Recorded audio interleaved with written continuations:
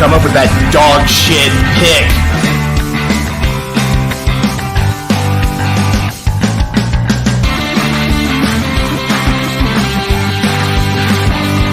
What the fuck were we thinking? What the fuck were you thinking?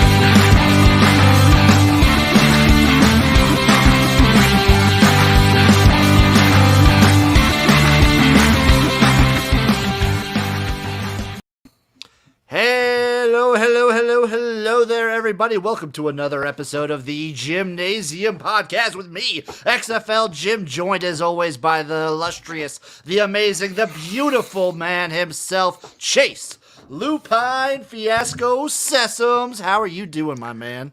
I'm doing good. I'm introduced here by my man Jim, who we've recently given the nickname the Whole Buffalo.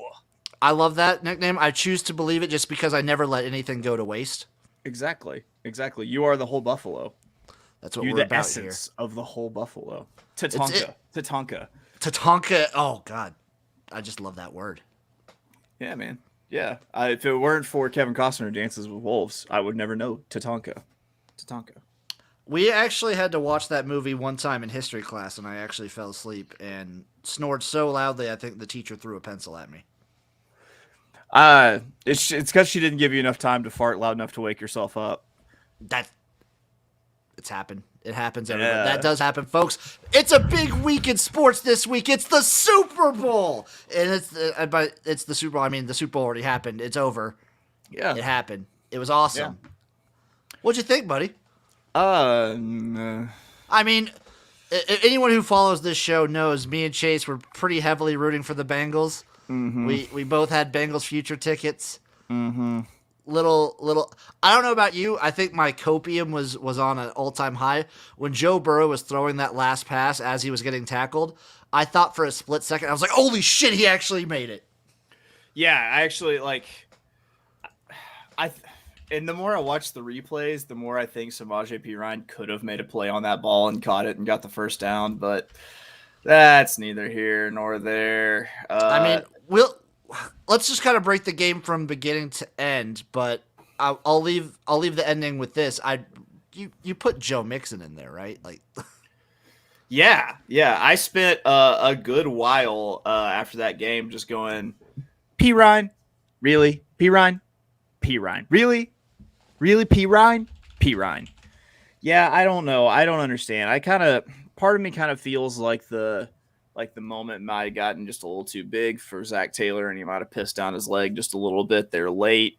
But also that Rams defensive line was just fucking owning that entire second half. They fucking stepped up in the second half. So the first half kind of goes. The Bengals are doing kind of what we expect. Joe Burrow's doing the quick passes. He's making shit happen. He's looking good. Actually, first off, before anything, he comes in with a fucking tiger striped suit jacket. Yeah. Clean. That was crazy. Like, that's a confident ass white boy if you're rocking that like into the Super Bowl. He looked like I'm gonna say like a Russian DJ sporting urban camo, maybe. Like that's the best way I can think of that tiger suit. He definitely looked like someone who was ready to especially if he's wearing a very flamboyant undershirt or just no undershirt. He definitely looks like a European nightclub DJ of some sort. Yes, absolutely. Yeah, I mean, it was a clean look. Like, and I gotta say, like, if you're have the confidence to wear that, then you're the most dangerous white boy in a 5-mile radius. Quite honestly, I 100% agree. I think Joe Burrow, most places he enters, is the most dangerous white boy in a 100-mile radius. Yeah, probably true. Yeah. It was they looked intimidated for a little bit, and then they just kind of snapped out of it. Like, OBJ scores the first touchdown. They absolutely just stuffed them on their first drive. Like, really looked good defensively. Then they get they get things clicking.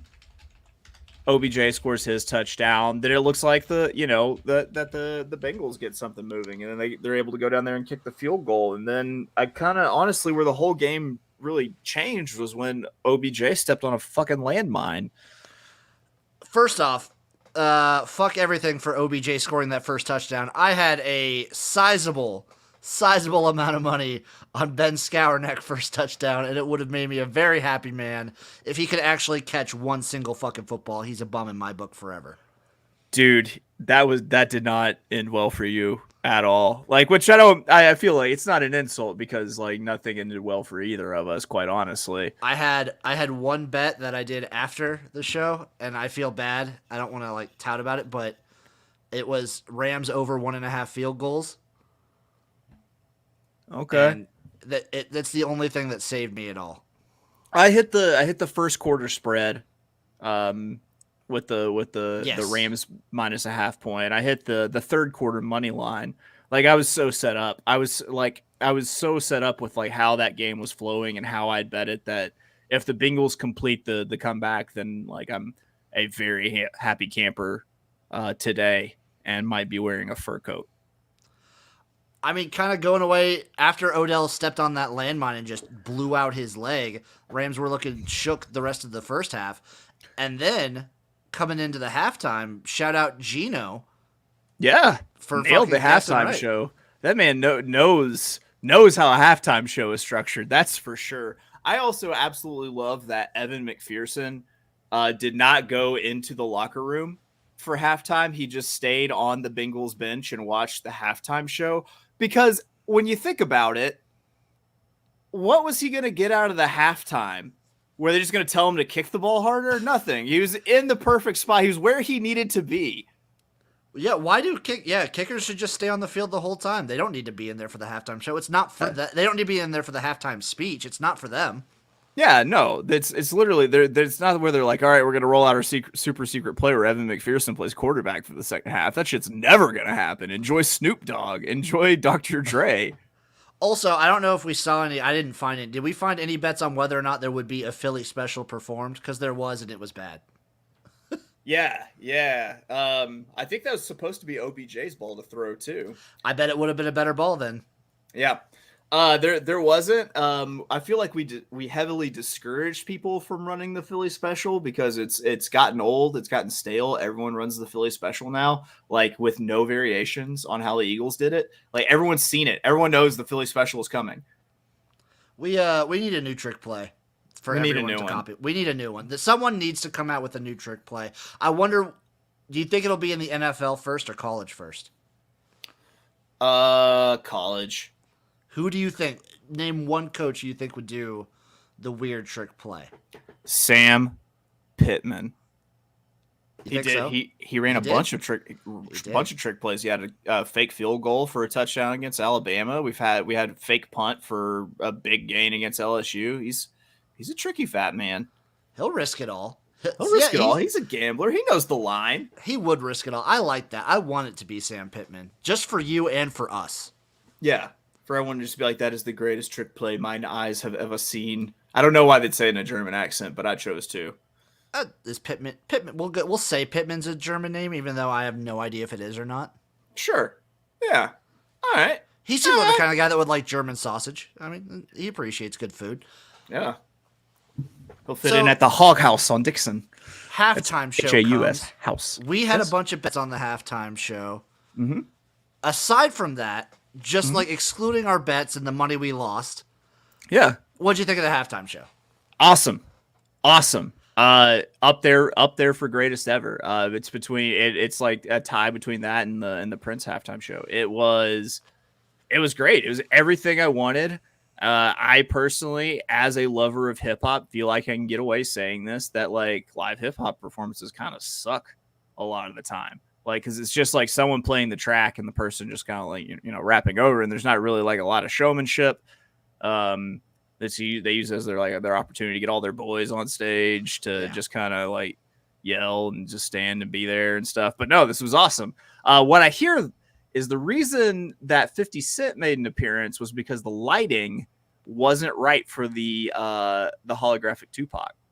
Ooh, because he surprised me. Have you seen the behind the scenes of him getting up there to like hang upside down? So I kind of want to, because I've wondered like how much of the budget went to a support staff to lift his fat ass back up. Spoiler alert, he just fucking does it. Really? Yes. Under all that fat is still all that muscle. I've been calling him 275. I mean, I'm sure he weighs 275. I'm sure he does weigh 275. But I talked about this with a couple friends. He looks just kind of like someone who, like, he still works out. He just doesn't watch what he eats anymore. He just eats like shit. So he still has all the muscle built up and everything. He just has all the fat on top of it. It's just buried. It's just hidden. It's a relaxed muscle. Yeah. I said it when he came out. I said, this is a fat king. This is a chunky king right here, representing for all of us. Go ahead, King. Yeah, no, that was great. I kind of, I feel like they forgot Nate Dogg. Like, give us a holographic Nate Dogg, which I understood probably the lighting wasn't right for, but that would have been awesome. I mean, a wise man once said it. It's got to be a hit with Nate Dogg singing on it. Do you think? So I've heard like 3 different things on it, because I like you thought it was amazing. I don't know whether or not, I think it is just because it was a great show, but also nostalgia has to play a factor in there a little bit. Yeah. My buddy Ben Wilkie, he trolled me really hard with a meme that was the like poster for the halftime show that said, like, if you think this is cool, it's time to schedule your colonoscopy. That's what. So it's not the boomer, it's not the zoomer, it's like elder millennials and a little bit of Gen X and just millennials in general. This was our show, because like Gen Z, the only artist they would know is like Kendrick, and boomers don't even like rap. Right. And Kendrick honestly might have been the best part of that. Like he was awesome. He's a really good performer. He played some of my favorite Kendrick songs, like All Right from How to Pimp a Butterfly, and like, like that was a really good performance. Mary J. Yes, queen. She got you with the earrings though. She fucking got everyone got me on the halftime show, Jim. Like I didn't get anything right. Because I was so just like honed in on what color Snoop's shoes were gonna be, and then they showed like his outfit. Basically, his outfit from the thighs up. I was like, oh, that's like solid blue. There's no way these shoes are blue. I'm gonna get white gazelled here. I'm gonna get white gazelled out of this bet. I feel bad for all the people that bet yes on Will Snoop Dogg smoke on stage, because he took a puff right before going out. Yeah, he was like ducking down behind. That was so awesome. It reminded me of like Half Baked, where he just kind of like materializes from behind the Snoop. It's like, what y'all smoking on? Yeah, that was yeah. Of course, he was going to be stoned. It was great. Yeah, it was great. It was. I welcome the diversity. Like it doesn't always have to be like an aging pop star or like a way aged rock star. Like it can be aged hip hop stars also. It's always got to be aged, though. Aged or aging. Except for, I guess Bruno Mars wasn't aging or aged. Or The He was kind of Weeknd. in the prime. Oh, yeah, The Weeknd last year. Liked, whenever The Weeknd came out last year, I liked how he was dressed like Richard Pryor, like live from the Sunset Strip. And then he was accompanied by all those people like wrapped up in bandaging. And it looked like he was Richard Pryor live from the Sunset Strip. And he was accompanied by Richard Pryor after he set himself on fire smoking cocaine on the Sunset Strip. The Weeknd, the Burn Unit Pryors. The Weeknd speaks in layers, okay? I don't get it. I'll be honest, I don't get it. I don't think anybody gets it. So then the second half comes in, and the Rams defense just decides to, hey, fuck you, Bengals. We're Aaron Donald and Von Miller and this defensive front. Well, not before they try to take a shot at the end zone early and pull down another pick. And I'll be honest, like at that point, I kind of thought that this was it. The Bengals had their number, because they go down, they take the lead. Back-to-back picks, for Matt Stafford. They score what 10 points? They score 10 points. They take the lead, go into the fourth quarter with a lead.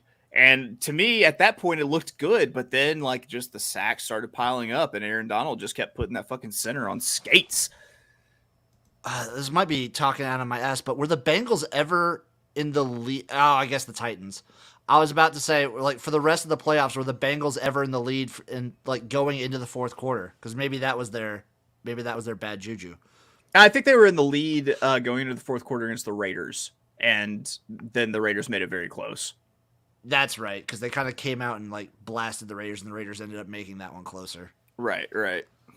So my theory just gets thrown out the fucking window there, but it was a great game. Yeah, I mean, the end result sucked for me, but in terms of all right. So the only thing that I'm going to say that kept it from being just like a truly great game was the fact that like there had been no penalties the entire game, and the penalties don't come out until the Rams need a score. I'm not going to call it rigged. I don't think it was rigged, but I do feel like for some reason they just decided to tighten up right there and call the game way tighter than it necessarily had to be, especially after you've been letting them play all game. It just ruins the flow. I was thinking that exactly while it was happening. I mentioned in the third quarter, I was like, wow, they really haven't been calling penalties this game. Like, especially when that Bengals face mask on Jalen Ramsey happened. I was like, they're really just letting these guys fucking play, I guess. Okay. Yeah. And I mean, it just came to the end of the fourth, and I was like, it's just Flag City. Then it just ruins the whole flow of the game. And now, like, I'm thinking about it, and I'm thinking about all these like regular season and playoff NFL games. And it seems like any time like it got down to like crunch time and they were like deep into the red zone and someone needed to score, it always seemed like the team that needed to score got like 5 extra chances because of automatic first downs off of like pass interference, off of holding, off of things like that. And I guess this raises a question, which is, have there been so many rule changes to what you can do on defense that it makes it impossible to play defense in the red zone? I think to an extent, yeah. I mean, it's either you play really tight defense in the red zone, or the offense is just going to eventually have time. If you don't have like a good defensive front to get to a quarterback, those receivers are always just going to have time to scramble and do something and get open. Yeah.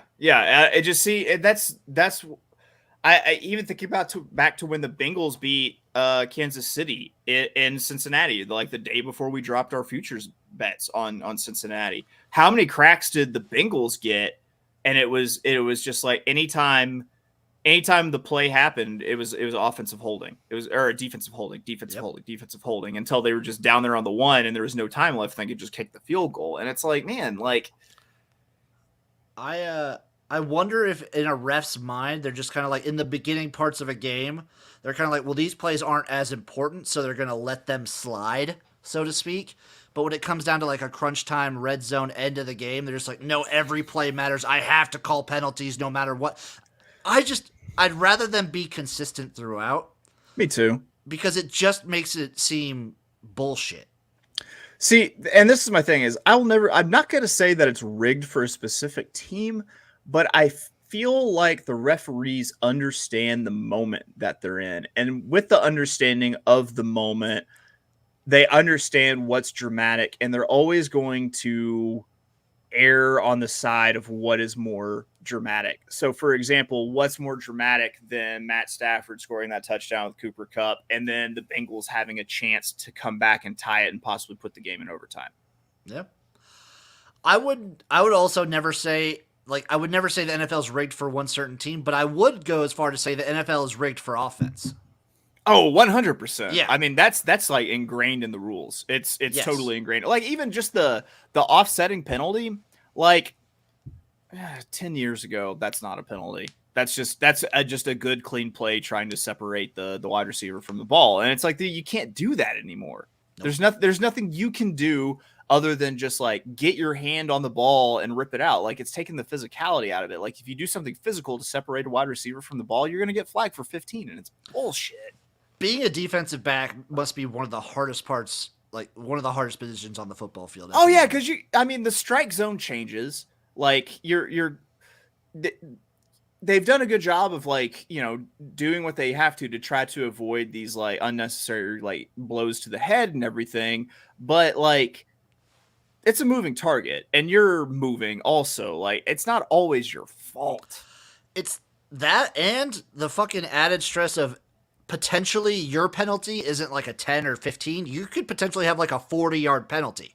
Yeah, because the spot foul. What I would really honestly like to see change is I don't want defensive holding to be an automatic first down. I just want it to be Like they do 5 yards and it's a first down. I would say maybe like just do 5 yards. You know what I mean? Like, or I mean, you could kind of do it where replay like the down. Yeah, you could kind of be like defensive holding. Yeah, you could do a 5-yard penalty, and then if it crosses the first down line, it's a first down. Yeah. Otherwise, just keep it as like a normal, 5-yard like penalty. an offsides. Yeah, exactly. You just get your because I mean, essentially these things can happen every single play, just like holding can happen every single play on offense. Yeah, I like the 10 yards and repeat the down, kind of like offensive holding is. Well, actually, I mean, offensive isn't out, but you know what I mean. Yeah, It's but a 10 I mean, yard, and then you just still, it's not as bad for the defense at that point. or just keep it a spot foul. If it's someone if it's just like a grab underneath on like a 2-yard crossing route, and then you get the 2 yards, and you repeat the down. Anyway, they're never gonna listen to us. No, they want more offense, so they're never gonna do anything to fix defense. Yeah. Congratulations, Rams, by the way, though. Congratulations to you guys.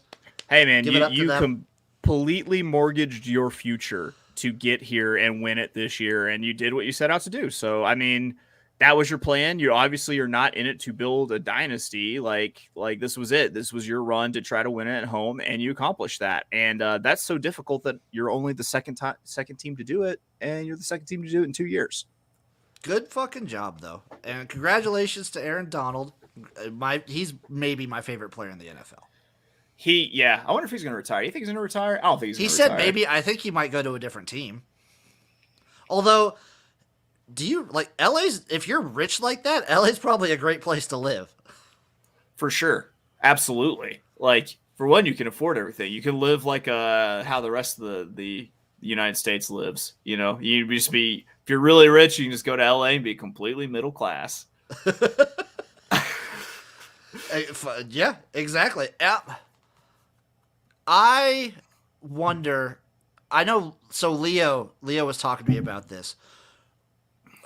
He was thinking his opinion, and I don't know if I necessarily agree, but it's a very interesting conversation. He was saying, is Sean McVay the best coach of the last 5 years in the NFL? No.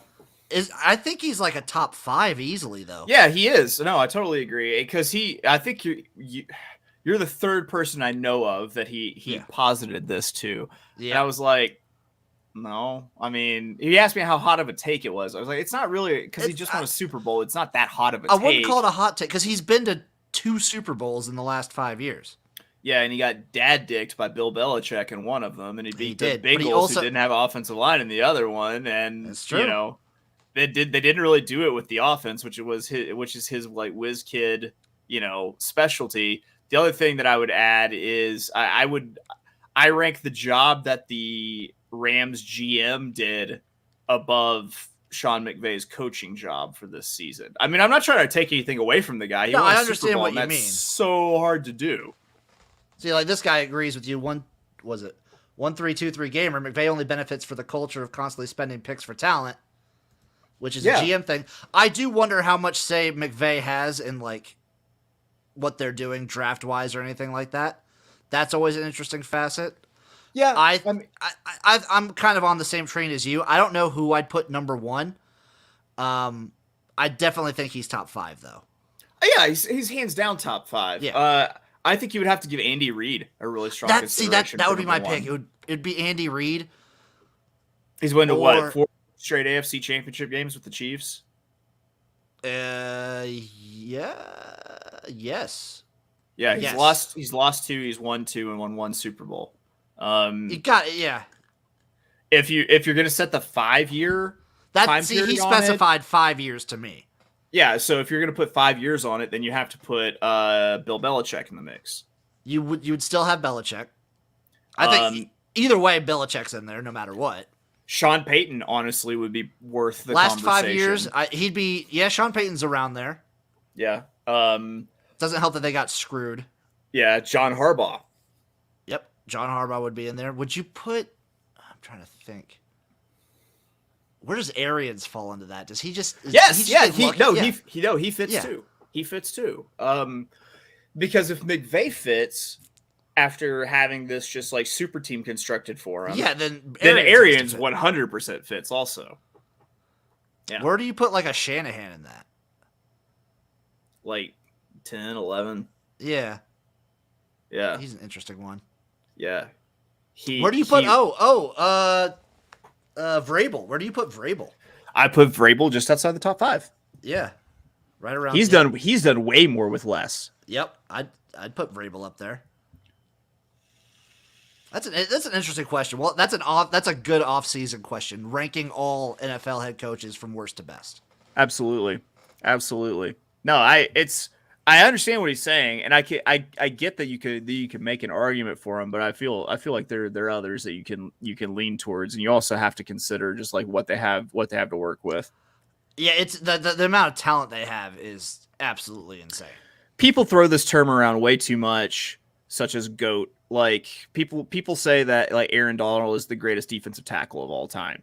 Like, if that's the case, then I mean you played with like the greatest defensive tackle of all time, a generational talent in Jalen Ramsey, Cooper Kupp, who is the only person who's ever won the receiving Triple Crown. Yep. When Bobby Trees was healthy, you had Bobby Trees with him. When Bobby Trees goes out, you team up OBJ with him. Like there was a lot. And then to you work bring with. in debatable. I mean, people are going to say debatable Hall of Fame quarterback. Yeah. Mainly Richard Sherman. I mean, it's mainly. I don't think it's really a debate, but yeah, So I think he's actually got a logical argument, but it just doesn't fit in this situation. Yeah, I understand what he's saying, and I agree at the fact that like stats today are way inflated from what they used to be. So when you look back with like a lens into the past, you have to look in through that, but like still. Yeah, for sure. All in all, though, good Super Bowl. I like that it was competitive. I didn't like the Bucs Chiefs one where it was just the Bucs just clowning the Chiefs. Boring. It's boring. I hate Super Bowls like that. This one was competitive throughout. It was entertaining throughout. Yeah. I really wish Odell wouldn't have gotten injured because I think that would have been really fun. Throwing the unified heartbreak of the garage aside, good game. It was a good game. It was exciting. It was exciting from start to finish, and it had a great halftime show, and that is just rare. And at least if one of us fails, this time we both failed together. Yeah, we both just fell. Ate shit. So I'm trying to think of the flow of this show. So we could go right into sports yelling, or since we're still on the Super Bowl, do you want to just rank the halftime shows now? Since we're still kind of on topic? Let's break it up with some sports yelling. Let's break it up. Let me get the music going real quick. Let me get that going. Boom. Get our jackets on. Let me get the timer ready. Oh my God. Yeah. It's time to yell about sports. Let me get the timer going. Come on. Clock. Ready to yell about sports? Let's go. Let's do it. Starting the timer now. Halftime. After this Super Bowl, NFL, is Matt Stafford a Hall of Fame quarterback? Some are saying, I'm saying no. Jim, you're too locked up in the numbers. You're too locked up in them. This number. I was a math major. I'm a beautiful mind. You ain't Russell Crowe. You don't know this math. The math don't matter. The man has the heart to win, and he was stuck in Detroit. And some of his stats went to Megatron. He is nothing but a glorified plumber, and if he went to the Waste Management Championship, he wouldn't have gotten no hole-in-ones, got no beer thrown on him. He's a bum. He would have had all the beer thrown at him. First of all, I know firsthand the man's a scratch golfer. The man is a scratch golfer. I've played with him before. I mean, he's no Michael Jordan on the golf course, but who is? Well, he overthrew tight ends in high school. I talked with one of his tight ends this very week, and he was overthrown in a championship-level game. He's a bum. Listen, if he's a bum, Michael Jordan is a bum. And we all know that Michael Jordan is the GOAT. If you're talking to me about three quarterbacks, freaking Aaron Donald, fucking Aaron Rodgers, and Michael Jordan, I'm taking Aaron Rodgers over him every time, and especially LeBron James. LeBron James has the ups. He's got the poise. He was in a goddamn NFL Super Bowl halftime commercial. LeBron James is not the accurate pocket passer that you think he is. He can get out there and scramble, but he can't play the position.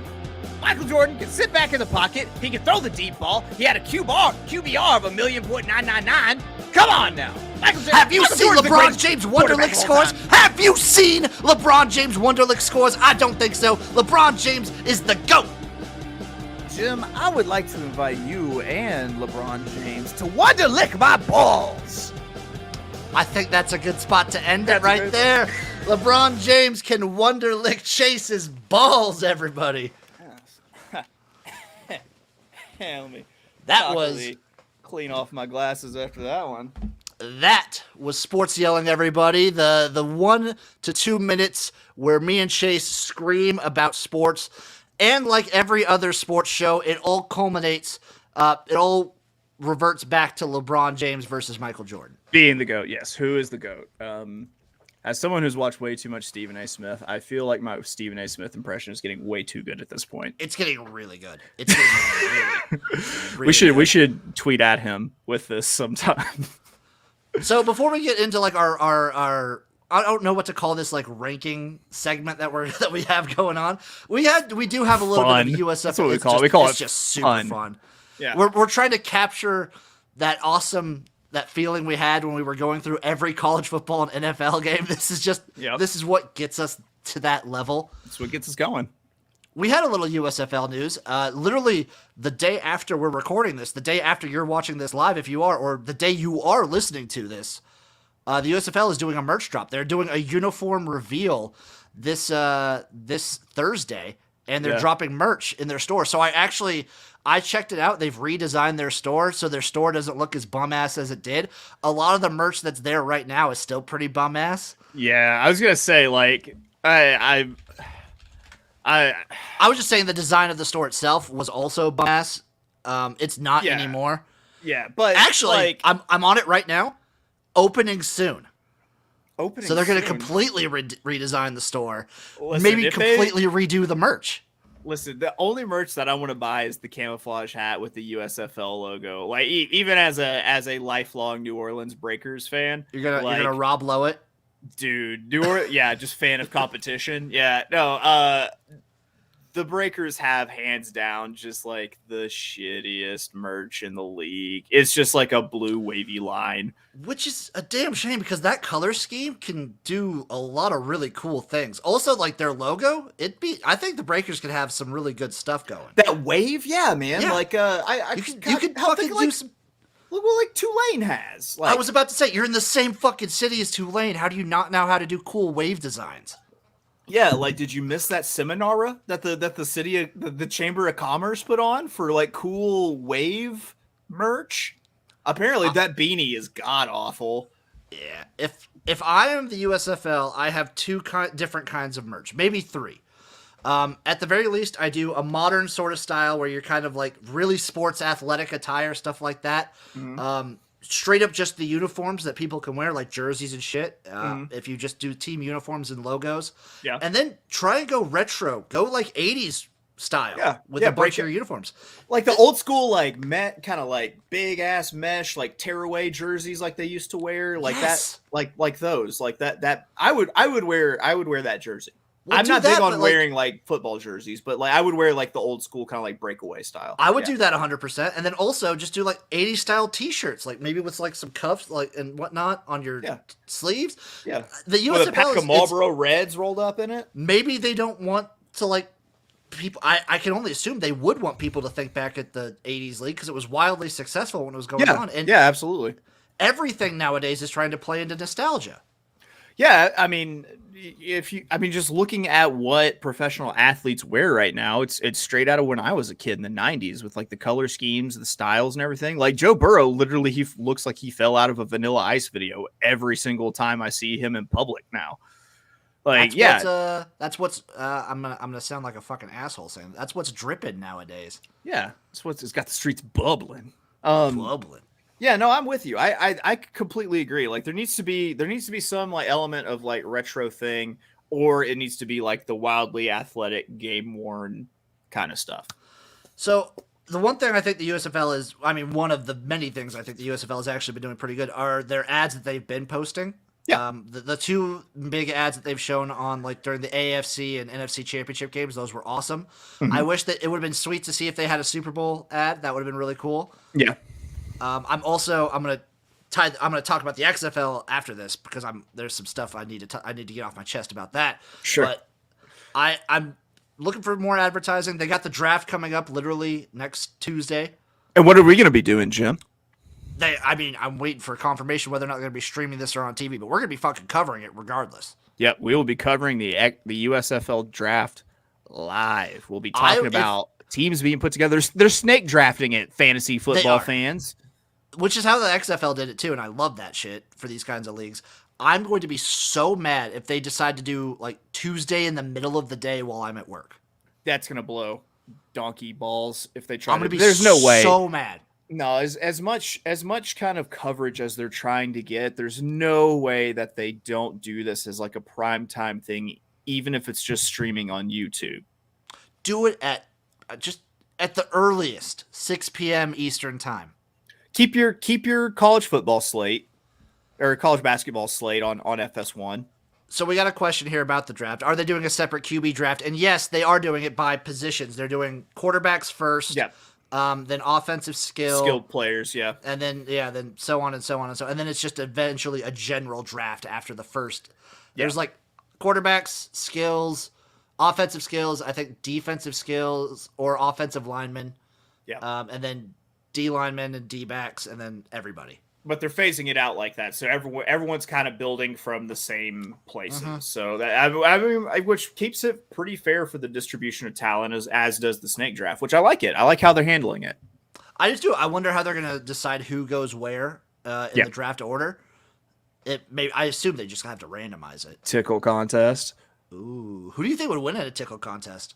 Jeff Fisher, because he's got a mustache. You can't argue with that logic. I don't know, man. I think Mike Riley really likes a good tickle contest. He does. Yeah, he does. The other USFL news we got is their playoff games have been announced for what was it? April 5th? No, June. It's in June. I forgot the exact date off the top of my head. Yeah, but they're playing in Canton. Yeah, they're I guess where they have the Hall of Fame game in preseason at the Football Hall of Fame, which I mean, that's a cool little wrinkle considering like all the games are going to be played in Birmingham. It's kind of cool for them to make it specialer by moving to a different city. Congratulations on a great city. Now you get to go to Ohio in the middle of the summer. I've never been to Birmingham. Is it a great city? No. Okay. I'm just hoping, yeah. It's like a city. Birmingham's kind of gross. It's not bad. It's like real old South gross though. Okay. So it's classy gross. Yeah, exactly. Like there's like a old downtown that's like, but I know what you're talking about. Yeah. What's crazy. The last few times that I had driven through there, like crazy tornadoes had like ripped through there. You could still see just like the big swaths of like forest and stuff that it had cut through. I think that's a big thing with the USFL coming to town is they're trying to pump some money into the city. They promised a whole bunch of hotel business and things like that. So yeah, I mean it would be good for Birmingham. You can definitely tell that they're it used to be that Bama and Auburn played every year at Legion Field, and which was like just kind of a gross old stadium that had AstroTurf and everything. And they stopped doing that. They started playing, and then it was like the only thing that was really going on was like UAB games, and like that's they went away forever. Yeah, and came back, but still, like Birmingham is. I mean, I would regard it as like a football city because you had all those like classic Iron Bowls and stuff. So it makes sense for football to be happening in a football city. Don't forget the Iron, the AAF legendary team. That's right. Bring back a Birmingham team. Thank you for the USFL. I'm still waiting on the AAF check for sure. XFL news. I mean, our boy, the owner, announcing the start of the NFL game of the Super Bowl. I was bricked up the whole time, but as an unbiased observer, Chase, what were your opinions on I really wish that he hadn't have done that. Like, I just didn't like. He was saying someone tweeted it, and it was kind of what I was thinking. They summed it up, which was this is corny. Like that, I was just like, oh my god, just shut up. And like, we didn't need like a wrestling like heel pep talk. Like, let's just come on. That kind of brought back like the not so great memories of this is the XFL. Hey, those are great memories for me. Those Come are on. some formative memories. Nah, Are you a guy? Are you a Vince McMahon guy? Do you like Vince McMahon? I love to hate Vince McMahon. I find him just incredibly disgusting. Like, I don't know why. It's probably because he's never said a genuine thing in his life. That's about right. Yeah. I think everything he's ever done has been like an act. I guess what my point is I really liked the previous iteration when the XFL was all about football, whereas like the first XFL was all about making it was about a gimmicks. wrestling show into football. And like, I like The Rock. And Dwayne Johnson, like generally like charming person. I know people were jacked to see him. I'm not sure. I don't think it really accomplished anything for the XFL, him being out there. I mean, I definitely don't think it did, especially the fact that he didn't mention the league or anything. Yeah, at all. Yeah. So now that he didn't mention the league and I could get past my biasness of being the Rocks, two things. A, it looks like he just walked, like he was just at the game and just snatched a microphone and just decided to do it. And B, yeah, it was pretty corny. And I was like, this is a little, like, for the NFL, it's a little weird. Even if this was the XFL, I'd be like, that's a little corny to start off with. Strange, let's just go straight football. Straight into football. It's the Super Bowl. You don't need anything extra. It's the Super Bowl. Yeah. Yeah, pretty much. We did not need this large Samoan man yelling at us. I loved his fit though. He looked awesome. He always looks good. He's a charismatic motherfucker. I love that guy. God, he did. But other than that, yeah, we're still waiting. Monday Night Football. Whenever he was on Monday Night Football with Eli and Peyton, however, it's almost coming up on a month. He said 2 to 3 weeks we could expect something. I'm still waiting. I'm still waiting on whatever the hell that was, man. It feels like par for the course as of late. You feel like all of these leagues, they're just fucking breadcrumbing us along. I hate it. They made it. The USFL made us watch 3 episodes of The Herd with Colin Cowherd. So how much can I hate The Rock stringing us along? That's true. As long as I don't have to watch The Herd for any XFL, or as long as I don't have to watch what's ESPN's worst show, because I assume the XFL is probably going to be doing some heavy ESPN ties because the USFL is with Fox. Was it This Just In with Max Kellerman is pretty raw. Like, it's hard for him to. Oh, did you see that Stephen A has a new co-host in the mornings? Oh, really? Because they shit canned Max Kellerman off of that show and gave him his mid-afternoon show, and he's got the Mad Dog from Mike and the Mad Dog of of New York sports radio royalty. So the Mad Dog is back on First Take with Stephen A in the mornings. I caught a little bit. Today was his first day, and like it was interesting. It's for one, like he very much is not like a TV face by any means, but he was very well dressed, and like I like they're both like New York guys, so like the very like New Yorkness of the Mad Dog was pretty entertaining. I just hope. I want a big XFL drop. I would, honestly, if you want my personal opinion, I mean, yeah, you kind of have to do it on TV for most people to see it. I'd want them to just do it from their own account, like their own social media account, because I think they have like a couple 100,000 people following them on Twitter. Just do like a big drop, or do it from like The Rock's accounts. Who has millions. Who has literal millions of people watching. Yeah. And then do like a TV spot. Yeah, no, I agree. I think there's going to be, you're going to get a lot of like TV spots coming up through the next year. I'm still such a fucking simp because I'm really hoping for Saturday because it's the weekend after the Super Bowl. The Saturday after the Super Bowl is when the XFL season started. I'm being like a fucking fish on a hook that I'm thinking this Saturday, that's the day that they're going to do it. No, you got to stretch it out to April, buddy. I'm sorry. On no, they're gonna do the XFL will announce something. I swear to God, they're doing it. Okay, all right, I got you. Okay, I got you. Yeah, the XFL will announce something Saturday. No, I got you. I'm with you. I'm with you now. I'm with you. And my last bit of XFL news is today, the 16th, not like this Wednesday specifically, but the 16th of February. This was the 2-year anniversary of me going to my first XFL game to watch the Los Angeles Wildcats versus the Dallas Renegades. And I actually met up with sports gambling podcast guys, Colby and Patty C. Yeah. And we got super drunk. We snuck in a bunch of shooters. And I paid $20 for my tickets, and then we just walked to like the 50-yard line center field, like 2 rows up, and we just got great seats. And this is when the Chargers used to be playing in that stadium. That's awesome. That's awesome. Yeah, man. Hell yes. It was fucking amazing.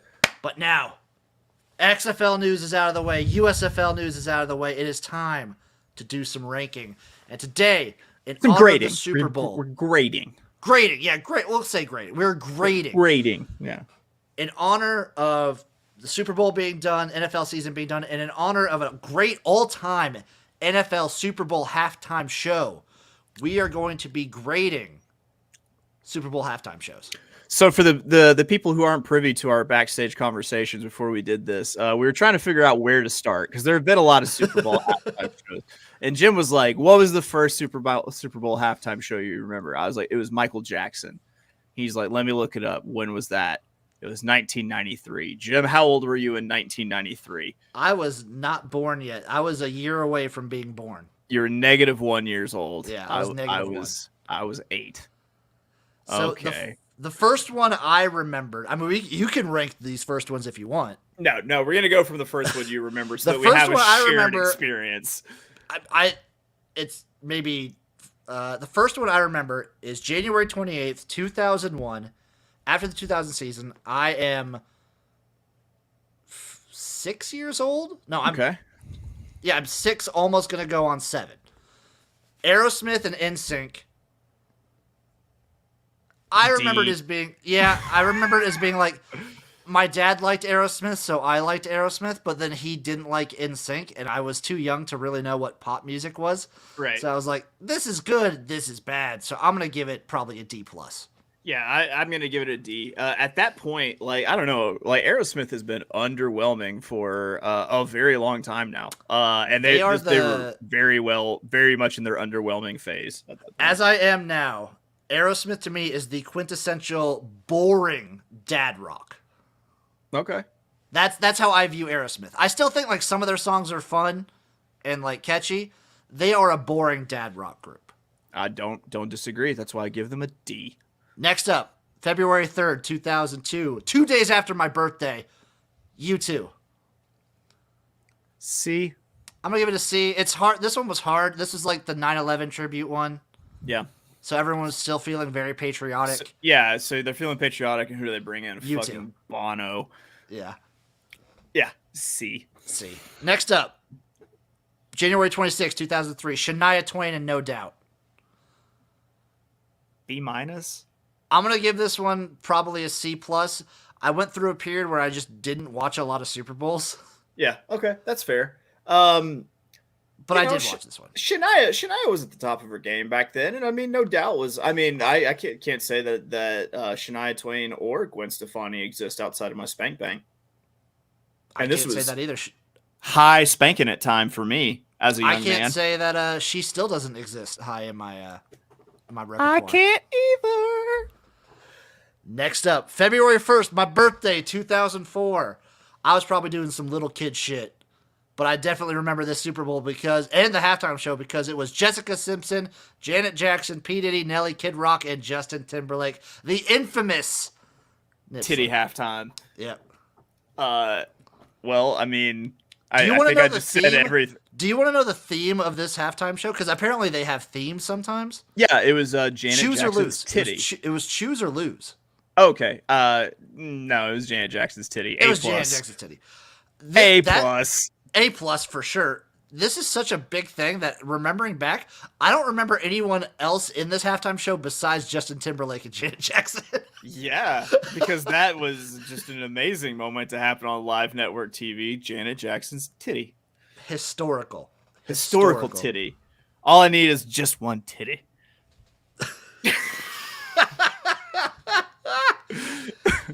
Next up. I'm not choosy. I don't require much. I'm low maintenance. All I need is one titty. Jesus Christ. February 6th, 2005, Paul McCartney. A.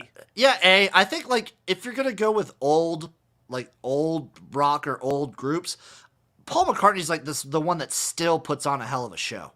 Yeah, and I mean, he might be the most iconic person to ever play a Super Bowl halftime because the man was in the fucking Beatles. Yes. Yes. A.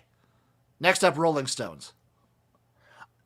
Dude, they could still bring it then. B+. I'm going to give it a B. Yeah, I think they could still bring it. Like, if you did the Rolling Stones, like, even 3 years later, though. Yeah. They got them, like, right at the end. Hey, Father Time undefeated. It works for everyone, including rockers. They're still alive, though.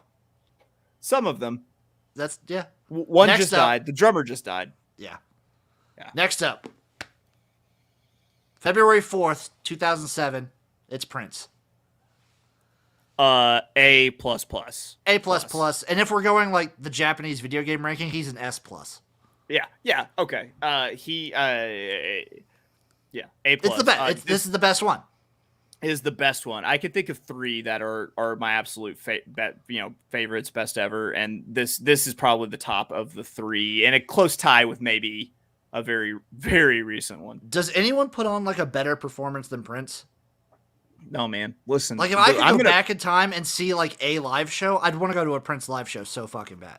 I have, through playing like Ultimate Frisbee, I had like teammates who were like just like touching 40 when I was like, in my very early 20s, and like friends who had stories of like, the last time I ever did cocaine was at a Prince concert. Like, then they were like, I shut it off after that, but I had to turn it back on for Prince. My mom got to see Prince in Madison Square Garden right after like Little Red Corvette hit the scene. That's fucking amazing. I like your mom. She's good people. Yeah. Yeah, dude.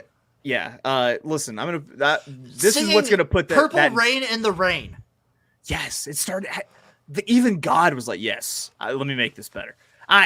Listen. This is how I'm gonna put Prince in context for everyone who might be too young to realize how awesome Prince is.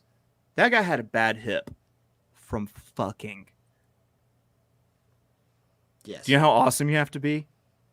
Also, just like have hip dysplasia, wear your shit out, just fucking. Also, I want this on the record from XFL Jim. Prince can get it. Yeah. Prince done had it. That's what I'm saying. Like, I mean, it's his. Yeah, it's his. Yes, King. Next up, February 3rd, 2008, Tom Petty and the Heartbreakers. I wonder. A-. I'm going to give it an A- because I feel like some people might look back on this a little harshly just because it's after Prince. So you're probably directly comparing it to that one. Sure. But if you break it out, it's fucking Tom Petty. Yeah. Until he died, he rocked. Yeah. Like he did not do bad live shows ever. A-. Yes, I'm with you on the A-. Next up, Bruce Springsteen and the E Street Band. A fucking plus. Yeah, that was a killer show with the Bruce Springsteen like crotch slide into the camera. Yep. That their rendition of fucking 10th Avenue Freeze Out. Like, I love Bruce Springsteen. I'm a huge Bruce Springsteen fan. So that was the of the 3 that's in there also for my best ever. I think the only thing that could have made this one better is if they were playing the Super Bowl in like the Northeast. Yeah, if they were at like MetLife or some shit. Yeah, that would have made it killer. Next up, this one I remember vividly for some reason. I don't remember. Maybe 2010 was a fucking weird year for me. It was The Who. And I give it like a C-. Yeah. Or like a C. They were like, because this is like we were talking about with the Rolling Stones. They got the Rolling Stones at the perfect time. The Who were past it at this point. Yeah, they're very much contemporaries, and that was not. Wasn't there also like a sexual sex registry thing with the singer at this point? Oh, dude, he had some controversy going on, I think. That's it's the guitar. It's like a guitar Keith player Moon, or something. Was it? Keith Moon been dead, child. Oh, that's fucking right. Jesus Christ. Like he jumped head first into an empty swimming pool. Yeah, he's been super dead. A long time ago. Let's get past that to the Black Eyed Peas in 2011. The C. I give it a D+. I give it a D+. Okay, I'll give it a C. I mean, Only they if had Slash, I guess. only if they had allowed them to use the real lyrics. Let's get retarded. And that they would have like fully auto-tuned themselves. That would have been probably that would have helped a little bit. Yeah, that's the Next up piece. 2012 Madonna. F. Yeah, F on this one. This is I'm looking at this like special guests on her list. Madonna featuring Lmfao, Cirque du Soleil, Nicki Minaj, MIA, CeeLo Green, Andy Lewis, Avon High School, Drumline, Center Grove High School, Drumline, Dancing Dolls, and then a 200-person choir. F. F. There's some of those people that you mentioned that I actually kind of like, and they. Oh yeah, I like all those people. They're fucking terrible. Next up, sucks. 2013 Beyonce. A. I like that one a lot. I mean, just name another person. She just doesn't do bad live shows. She's just a hell of a performer. Queen B. Bye. Next up, Bruno Mars featuring Red Hot Chili Peppers. I didn't. B-. I'm gonna give it just C. a flat. I'm gonna give it a C plus. Just I'll talk about Bruno Mars because I liked him better in a later Super Bowl. A lot. We'll get to that in like a quick second. Next up is 2015 Katy Perry. You got to give it an A for left shark, right shark. I mean, yeah, they're just spawning memes. And I mean, listen, if we're gonna set precedents in previous ones, you have to give it an A for them titties. Also, them too. Katy Perry can forever get it. Yeah, for sure. Listen, we in the garage want to clear up. This is a question that's been going back and forth a lot, and we're here to tell you, Katy Perry could get it. She can get it. Yeah. Speaking of which, in that show, Missy Elliott can get it. Oh yeah. Yeah. Oh yeah, she can. Oh yeah. Oh yeah. Next up, especially when she wears that like big trash bag suit from the I Can't Stand the Rain. Me and next up, Super 2016 we had Coldplay. Beep beep. Who got the keys to the Jeep? Vroom. Sorry, you had me in a Missy Elliott loop. Who is it? Coldplay. I'm gonna give them. See, I want to give it a B plus to an A, but that's not because of Coldplay. That's because of the guests they had on. Like when Beyonce and Bruno Mars came in for this, I thought they were really good. But Coldplay was kind of like C plus. So I'm gonna give it a B. I'm gonna give it a B because I like Coldplay was a C, but their guests were good, and I liked the vibe that they had. But Coldplay by themselves, no. Yeah, C. Next up, Lady Gaga. B plus, very close to an A because she fucking did some James Bond shit from the roof. I did not think she really jumped, but she did. You know what? You're right. Like that takes walls. And this was the drones were fucking sick. Those drones that they used were awesome. Drones, yeah. I also that's the year that I started referring to Lady Gaga as Lady Gaga, which has been a lot of fun for me. That's a fancy way to say it. I'm gonna start doing that now. Lady Gaga. I feel like that's how jazz venues will announce her. Yeah. Yeah. Like now performing with Tony Bennett, Lady Gaga. Next up, 2018, Justin Timberlake. This was underwhelming. This was not. Super underwhelming. I don't care if he took a selfie in the crowd with some some homely gal. D minus. I'm gonna give it an F. I'll tell you, I like Justin Timberlake quite a bit. He's made some really good albums. He's made a couple. Yeah, I'm not a huge Justin Timberlake. Future Sex loves, dude. Listen to me, Jim. Listen to me. You weren't of the same age as me. I was like 21, 22 when the Future Sex Love Show came out on HBO, and I could bring a young lady home. We could watch that, and it was like he took care of the foreplay for me. Ooh, he's doing half the work. Yeah, preheating the oven, baby. Thank you, JT. Okay. Thank you, JT. I can understand that. I can understand. Yeah. Next up, 2019, Maroon 5. This one wasn't really bad. I want to say it was bad, but it wasn't that bad. I'll give it a B. I'll give it a B minus. I really don't like Maroon 5. Me either. Like they played their poppy, like their older hits that I think are still pretty decent pop rock songs. Travis Scott and Big Boy were fine. They were good additions. Hey, I love Big Boy. I'm always a Big Boy guy. So, yeah. Next up, 2020, Shakira and J-Lo. This one was surprisingly good. This one was like, awesome. My main takeaway was like after Googling, like while watching Googling, how old is Shakira and how old is J-Lo? Like, way to go, ladies! Like they look good for their ages. We will like, always reiterate every time both of these girls can get it. Yeah. I mean, listen, you don't have to send us handwritten letters and ask us if they can get it or not. They could get it. They can get it. Next up, 2021, The Weeknd. B-. It was weird. It was weird, but I fucking dug it, dude. I liked it. I'm gonna give it a B+, because he had to deal with the whole like no crowd COVID shit. Yeah, and then but like the going into like the mirror box, like who was that for? It was wild. It was weird. I mean, he had to do a weird kind of show because like there was no like he wasn't playing for an audience. And also, I don't know. Like I'll just say like I don't know. I've never really been like huge into The Weeknd. I didn't realize that The Weeknd had become this iconic like enough to do like a Super Bowl show. You know. I like The Weeknd quite a bit. I think maybe it's because he makes me feel like I like those synthy 80s sort of vibes that he has with his songs, and I love it. I mean, I don't dislike them. It's just not my shit. That's fair. Okay.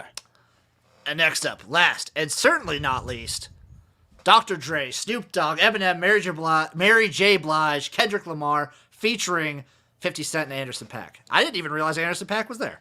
Yeah, he's playing drums live. Yep. Yeah. I love Kendrick Lamar. I love Dr. Dre. I love Snoop. I love Anderson .Paak. Like that's like four people that like I listen to like a lot of, and so I listen to a lot of I listen to a lot of all these guys. I love Dre. I love Snoop. I love Eminem. I love Mary J. Blige. I love Kendrick Lamar. 50 Cent was like one of my formative artists growing up. I fucking love 50 Cent. Sure, so much. Makes sense. And honestly, I'm gonna put this in a tie with Prince for best show ever. It's if not like neck and neck, it's right there. Absolutely. It's right there. Like, these two are 1A and 1B. Yeah. Pretty close. God, it was good. That probably means we're old now. Time to schedule that colonoscopy, buddy. I had a colonoscopy 2 years ago. I don't need another one. Oh. I'm like my vasectomy, I'm just putting that off like crazy. I'm scheduling that for the coming years. There you go, bud. There you go. I'm going to nip that in the bud before it becomes an issue. Hey, yeah. Other than that, I got no other Super Bowl. Like, where do we think the Rams and Bengals end up next year? Like, how? Do we think Bengals make it back to the AFC Championship game? I think they've actually got a lot of cap room. I think they trade away the number 31 pick. They use it to get a proven commodity on the offensive line. Mm-hmm. They continue to draft with Joe Burrow's protection in mind. They maybe get a couple upgrades in the defensive, try to find some later round gems to plug in. Are you saying Eli Apple's not a great number That's one exactly what I'm going for.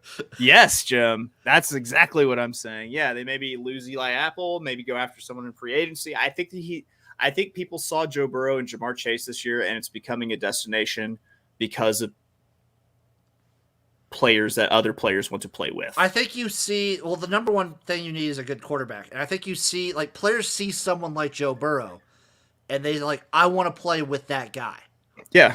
I wouldn't be surprised if they pulled off some sort of like free agency coup, and next thing you know, they got fucking Chris Godwin, That would be wild. That would be very wild. Because they're going to have to part ways with like maybe like T. Higgins soon because he's about to be off of like a rookie contract. I think so too. And the fact that like this is coming up will be Joe Burrow's third year, so they got him for a minute. Yeah, and so I think that they will be back, but somewhere in the world, Dan Marino is hearing what I'm saying and just saying like, yeah, sure, okay, they'll be back. Yep. All right. You just think that. Historically though, Dan Marino just had like dog shit defenses forever. Yeah, and the Rams, I think they maybe got like one more year if they can retain some of these players, but eventually like it's gonna come time to pay the piper for all of the moves that they made with for like never having any draft picks for like 3 years. Yes, which by the way, it's funny that Les Snead, the GM, was wearing a shirt with his face on it at the parade that and said then the fuck quote, your picks. Fuck them picks.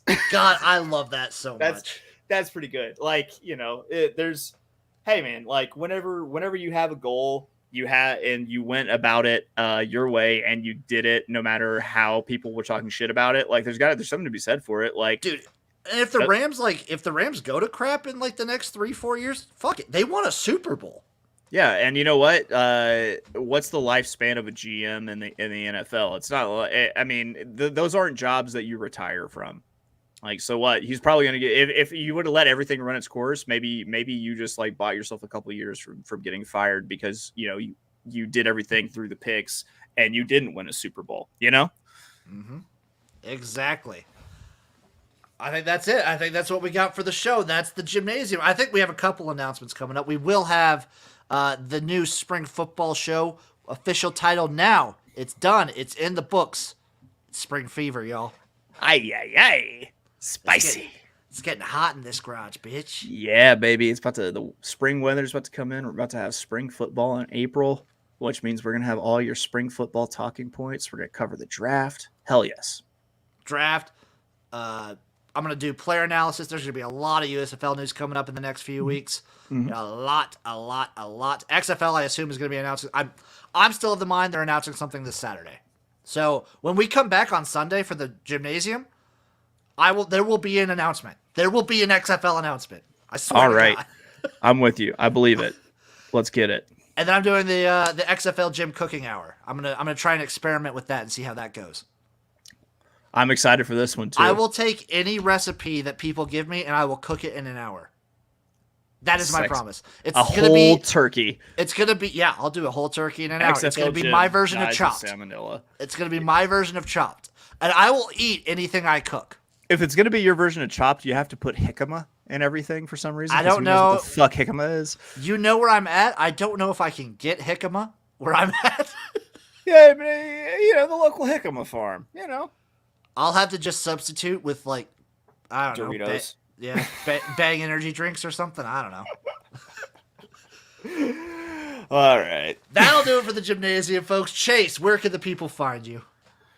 I have to say so many things now, so I'm just going to say I'm around. Just much going on. Just follow me. I'll tweet what I'm doing. He's got shows all over. He's with America's Best Racing. He's got BTV shows left and right. I think your next closest one is coming up Saturday. No, it's coming up literally Friday night. Isn't it? With the Picks Porch. Picks Porch, baby. This big galoot. You still get the majority of my time because you're still number one in my heart, Jim. Picks Porch. And always make sure to follow him at of Oaklawn for all of his Twitter antics. Follow me at XFL Jim everywhere. Y'all know where to find me. We got so much going on. The garage is ever expanding. Thank you all for watching. Thank you for listening. Love you guys, and peace out.